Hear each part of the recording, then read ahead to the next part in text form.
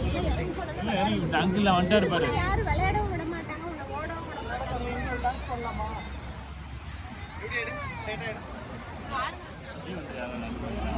Uncle வந்துட்டாரு.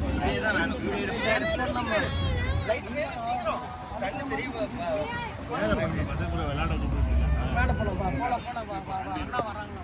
நாங்கள் பாரு அண்ணா பாரு அந்த மாதிரி ஃபோட்டோ எடுக்கிறியா? அவன மாதிரி போய் உட்காரியாடா?